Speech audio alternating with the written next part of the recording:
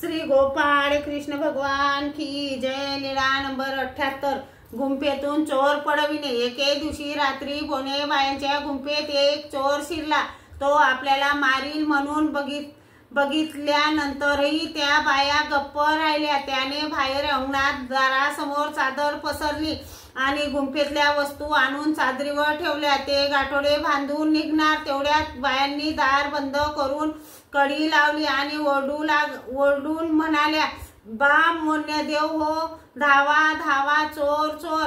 लगेच सर्वज्ञ अंगणात आले। चोराने सर्वज्ञांची चाहूल ऐकली आणि त्याने असे वळून पाहिले तेव्हा सर्वज्ञांनी धारण केलेली उंच व विशाल श्रीमूर्ती बघून तो भयभीत झाला व गाठोडे तसेच टाकून पडाला। मग सर्वज्ञ गुंफेजवळ गेले आणि म्हटले, काय बाई दार उघडा। त्यांनी दार उघडले। सर्वज्ञांनी विचारले, काय गेले बाई? त्यांनी म्हटले, सर्वच गेले हो मोन्यदेवा, असे समजू म्हणून त्या बाहेर आल्या। सर्वज्ञांनी म्हटले, बाई हे गाठोडे सोडून पहा। त्यांनी गाठोडे सोडून पाहिले तेव्हा सर्वच वस्तू होत्या।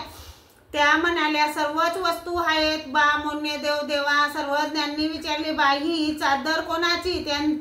त्यांनी म्हटले, ही चोराची बा। सर्वज्ञांनी म्हटले, उलट चोरच नागवला की म्हणा?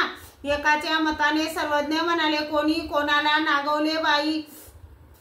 त्या बाया म्हणाल्या, बा मोन्यदेवा हो, तो चोर चादरीसाठी पुन्हा येईल। सर्वज्ञांनी सांगितले, तो आता येते, यापुढे कधीच येणार नाही। त्यांनी विचारले, बा मोन्यदेव हो, तो घाबरून कसा पडाला? सर्वज्ञांनी सांगितले, बाई आम्ही धारण केलेले उंच विशाल रूप पाहून तो घाबरून पडाला। श्री गोपाळ कृष्ण भगवान की जय।